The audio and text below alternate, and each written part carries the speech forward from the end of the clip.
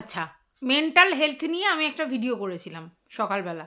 সেই মেন্টাল কাণ্ডর পর আরও একটা কাণ্ড ঘটে গেছে, সেটা হচ্ছে ডিম কাণ্ড। আরও একটা কাণ্ড ঘটে গেছে, সেটা হচ্ছে সোনা কাণ্ড। তো আমি একের পর এক কাণ্ড নিয়ে আলোচনা করব, কারণ কন্টেন্টগুলো তো জমে গেছে। তো ডিম কাণ্ড কী ব্যাপার? দেখো, আমি তোমাদের স্পষ্ট করে একটা কথা বলতে পারি, সেটা হচ্ছে আমি যখন যাকে কন্টেন্ট করি তখন তার ভিডিও দেখি। এমনি এমনি টাইম দিয়ে আমি এসব ব্লগারদের ভিডিও দেখি না, কারণ আমি ইন্টারেস্ট পাই না। তো এবার খোকার ভিডিও দীর্ঘদিন যাবৎ দেখা হয়নি। তার কারণ হচ্ছে কন্টেন্ট করছিলাম না, কন্টেন্ট সেরকম আসছিল না, কন্টেন্ট করছিলাম না। আর ওই খুঁচিয়ে খুঁচিয়ে কন্টেন্ট বের করার লোক আমি নই, ঠিক আছে? যদি সেরকম কোনো কন্টেন্ট আসে তাহলে নিশ্চয়ই কথা বলি। তো সেই জন্য খোকাকে নিয়ে একেবারেই কন্টেন্ট করা হচ্ছিল না। তো দেখলাম যে 2-3 জন এই ডিম কাণ্ড নিয়ে খুব আওয়াজ ঠাওয়াজ তুলেছে, অভিশাপ, ভগবান ফল দেবে, এরকম অনেক কিছু হচ্ছে। তো আমিও গেলাম দেখতে যে তাহলে কি এমন করেছে, মানে একটা বাচ্চাকে ডিমের ব্যাপারটা কি করেছে, কারণ যেভাবে বলছে তুলে নিয়েছে, এ করেছে, একটা বাচ্চা 3-3বার খাওয়ার জায়গা থেকে উঠে এসেছে।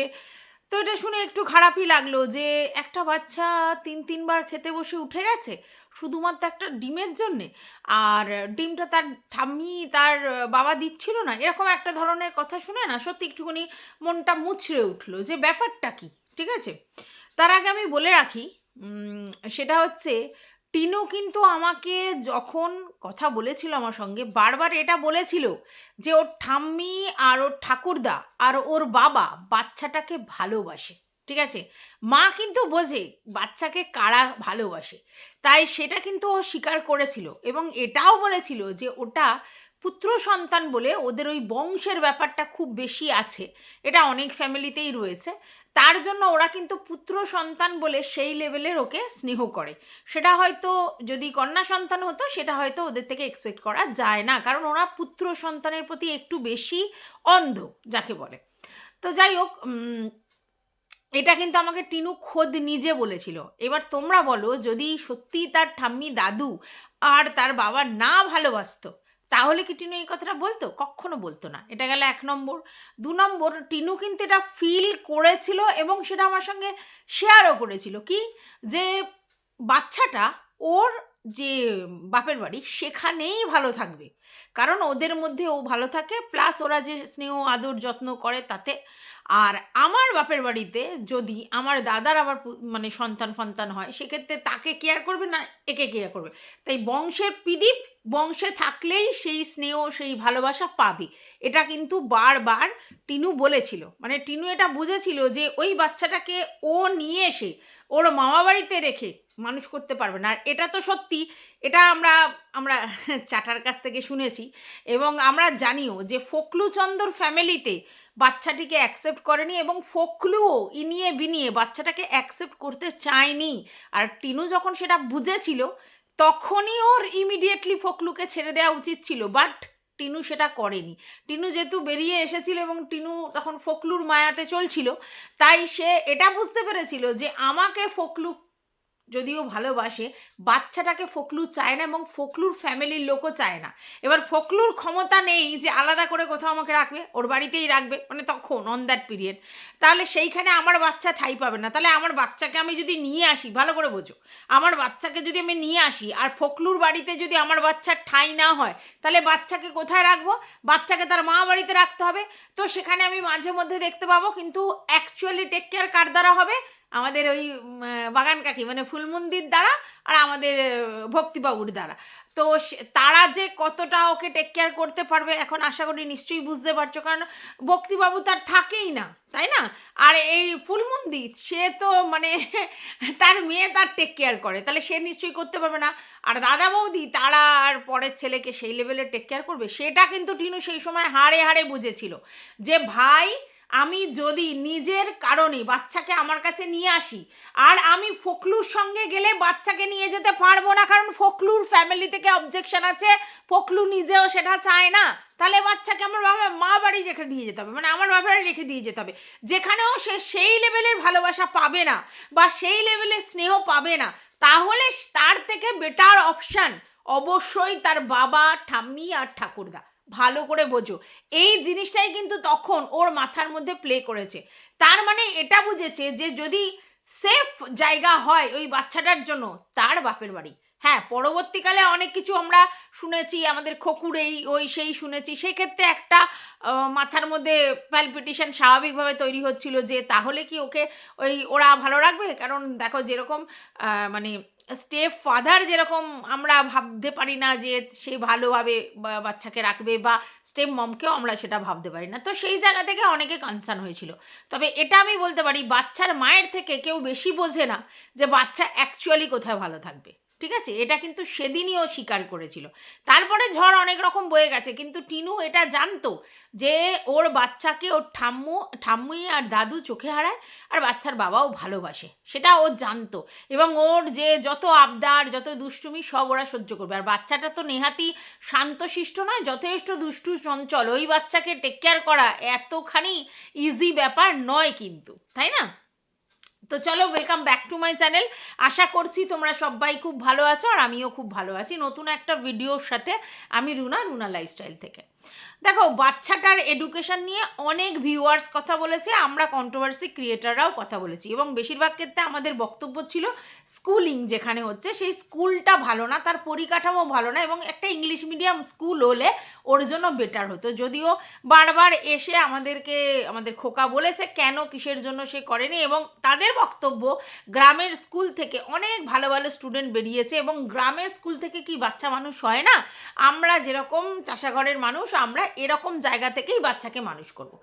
এইবার এখানে কিন্তু টুইস্ট আছে।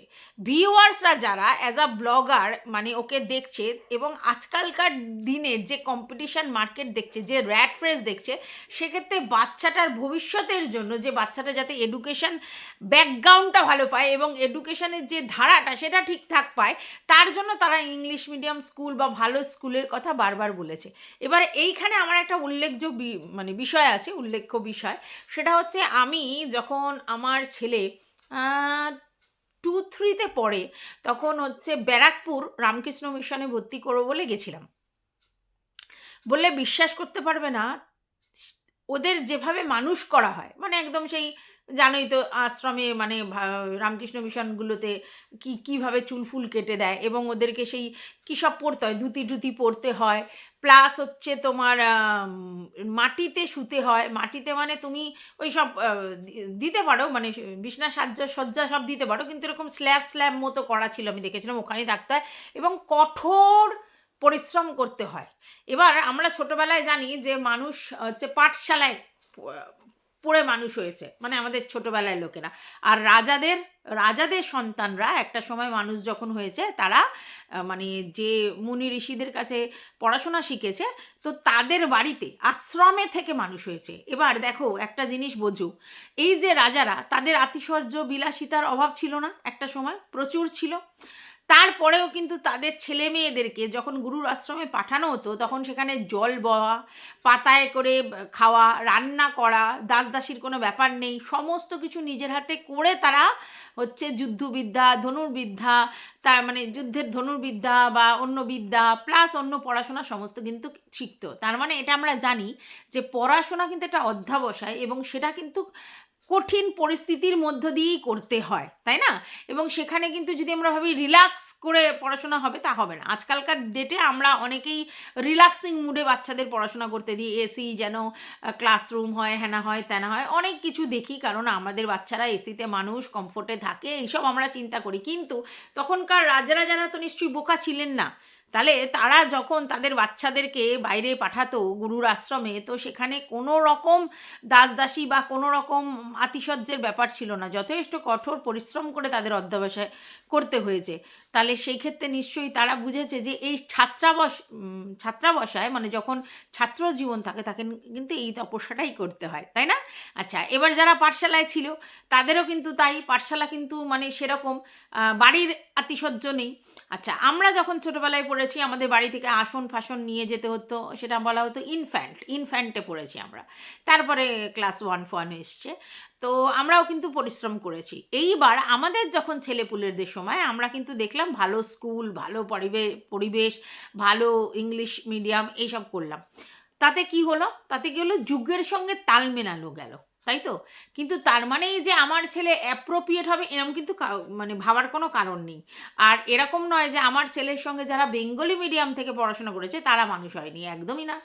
আমি এটা হলফ করে বলতে পারি, মানে আমি আমার জায়গা থেকে আমার পড়াশোনায় যে ডেপথনেস আছে সেটা কিন্তু আমার সন্তানের মধ্যে নেই। সেই ডেপথে তারা পড়াশোনা করে না, তারা অনেক ফ্লোটিং ভাবে পড়াশোনা করে, বুঝতে পেরেছো?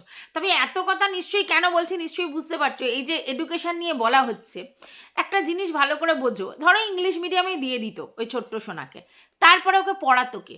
টিচার রেখে। টিচার রেখে কি শুধু সেটা হয়? বাবা মাকেও তো প্রপারলি জানতে হবে।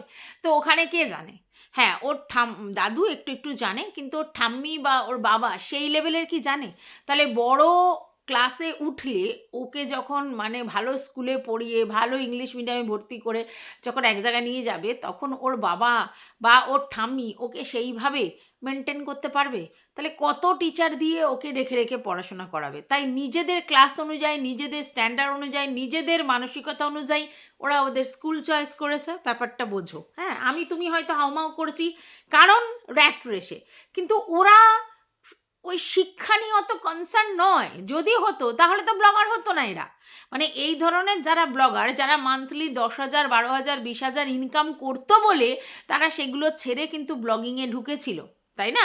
প্রথম যখন ঢুকেছিল 10,000 টাকা চাকরি করতো, ওর দিদি যখন ওকে বলেছিল একটু বেশি টাকা দেবে, তাই এটা করতে শুরু করলো। তারপরে তো নিজে চ্যানেল খুললো, যাই করলো। তার মানেটা কি? মানে 10-12 হাজার টাকা যেটা ওরা পাচ্ছিল তার থেকে বেশি টাকা ইনকাম করে বলে তারা ব্লগ শুরু করলো, তাই তো? তাহলে তোমরা চিন্তা করো যে ওরা তো নিজেদেরকে ভেবে রেখেছে যে আমাদের মাপকাঠি এটাই।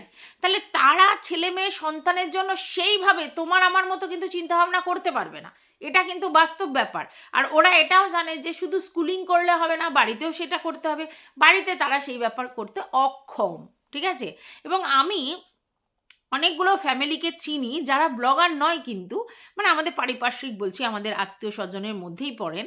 তো তাদের বাড়িতে ব্যবসায়ী বাড়ি, বনেদি ব্যবসায়ী, বংশ পরম্পরায় ব্যবসা করে, তাদের ছেলে মেয়েদের কিন্তু ইংলিশ মিডিয়াম স্কুলে ভর্তি করেনি। আমাদেরই মতো জায়গায় তারা থাকে, তবুও ইংলিশ মিডিয়াম স্কুলে ভর্তি করেনি, বেঙ্গলি মিডিয়ামে দিয়েছে। এবং হলপ করে বলতে পারি তাদের পয়সা কড়ি আমাদের থেকে অনেক অনেক অনেক অনেক বেশি।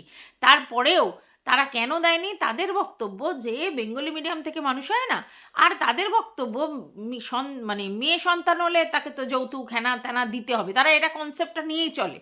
আর ছেলে হলে তাকে ব্যবসা বাণিজ্য করে দাঁড় করিয়ে দিতে হবে, বুঝতে পেরেছো? তাহলে তারা সেটা করতে পারবে, মানে যৌতুক দিতে পারবে, তারা ব্যবসা বাণিজ্য করে ছেলে মেয়েকে দাঁড় করানোর জন্য লাখ লাখ টাকা খরচা করতে পারবে, তারা জায়গা জমি কিনে মানে অ্যাসেট করতে পারবে, তারা লক্ষ লক্ষ টাকা ব্যাংকে রেখে অ্যাসেট করতে পারবে। কিন্তু সন্তানের জন্য এডুকেশন তে খরচা সেই লেভেলে করবে না, কারণ তাদের সেই মানসিকতা। তারা এখনো ভাবে না যে এই যে আমাদের জায়গা জমি হেনা তেনা এগুলো আলটিমেটলি কি, সেগুলোতে অ্যাসেট ভ্যালু ঠিক আছে, কিন্তু আমার বাচ্চা যদি আমার মানুষ হয় তাহলে সেটা আমার আসল অ্যাসেট ভ্যালু। এই ফিলিংসটাই তারা বোঝে না।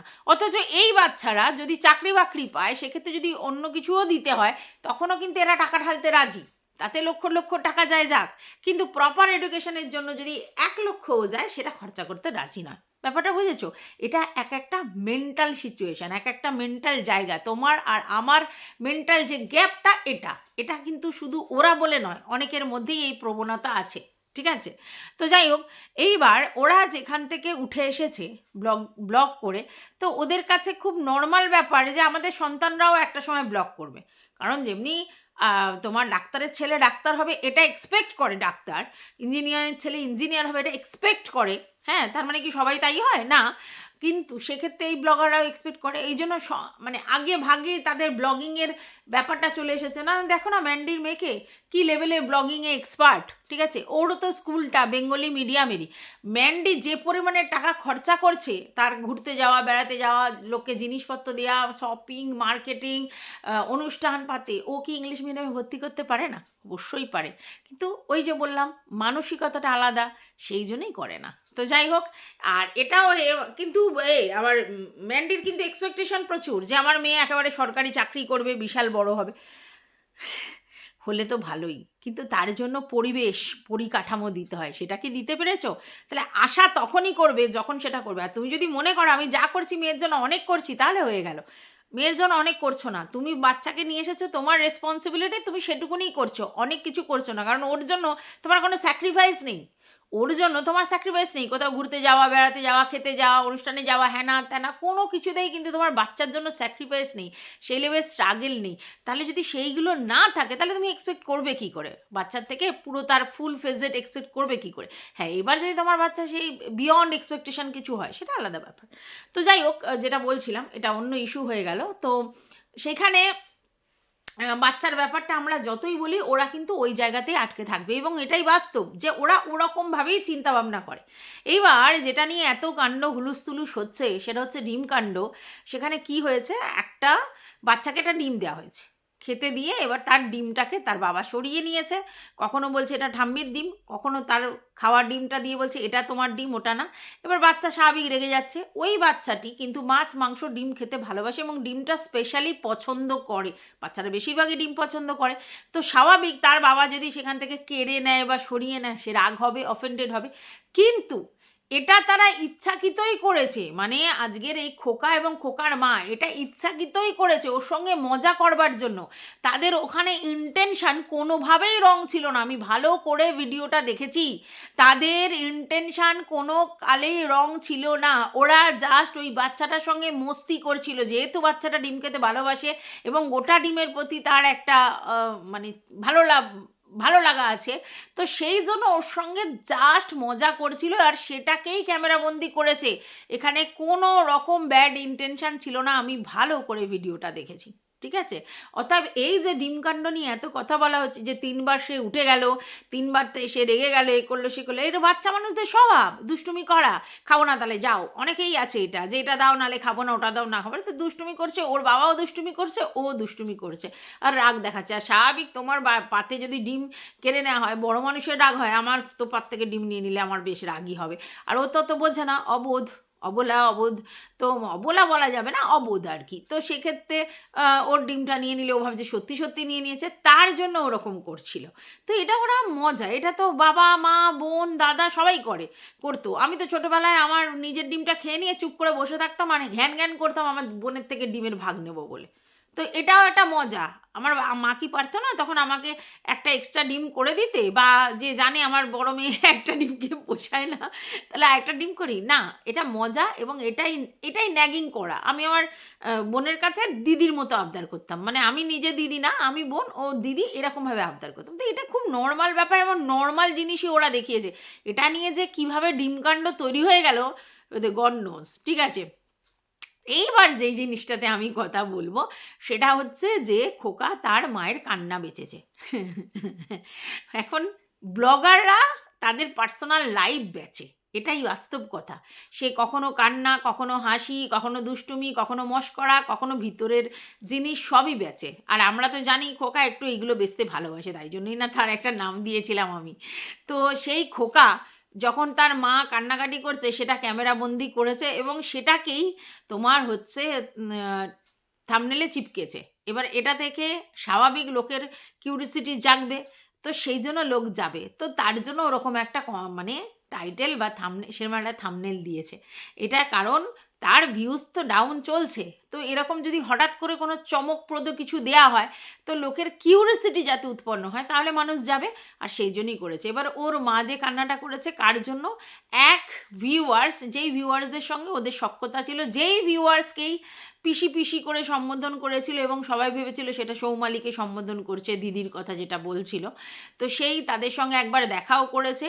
হ্যাঁ, এবার তার মা দীর্ঘ 1 বছর ধরে অসুস্থ থাকার পর ভেরি রিসেন্ট গত হয়েছে, আর সেইটার কথা মনে পড়েই তিনি ইমোশনাল হয়ে কান্নাকাটি করছে। এটা স্বাভাবিক। আজকে যদি আমি কারোর সঙ্গে মিশি এবং তারপরে যদি জানতে পারি যে তিনি আর নেই, তার সঙ্গে কিছুদিন আগেও আমার ভালো সখ্যতা ছিল এবং হঠাৎ করে তার এরকম ব্যাপার হয়েছে, তাহলে সেটা জানার পরে সবাই একটু আপসেট হয়ে যাবে। সেই জায়গা থেকে উনি ইমোশনাল ব্রেকডাউন হয়েছে আর উনি কেঁদে ফেলেছেন।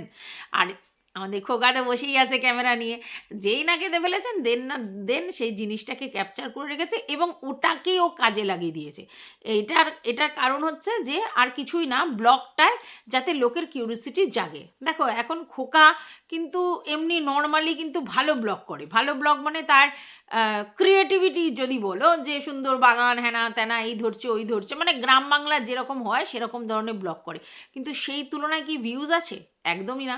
কারণ এই যে একটা কন্ট্রোভার্সিয়াল চ্যানেল একবার যদি তুমি করে ফেলো, তারপরে যতই সুন্দর সুন্দর ভিডিও দাও তোমাকে কেউ দেখবে না, তোমার কাছ থেকে এক্সপেক্টই তুমি শুধু কন্ট্রোভার্সিয়াল কিছু দেবে। তো সেটা এখন যেহেতু দেওয়া হয় না, সেই জন্য ওর ভিডিওতে সেইভাবে ভিউজ হয় না। এবার সেই জন্য ভিউজ টানার জন্য এটা হচ্ছে খোকা করেছে, মায়ের কান্নাটাকে টুকুত করে থাম্বনেলে চিপকে দিয়ে পাবলিকের কিউরিওসিটি জাগানোর চেষ্টা করেছে, এবং সেটা অবশ্যই আর্ন মানি, মানে মানি আর্ন করবার জন্যই দিয়েছে, এটা নো ডাউট, ঠিক আছে।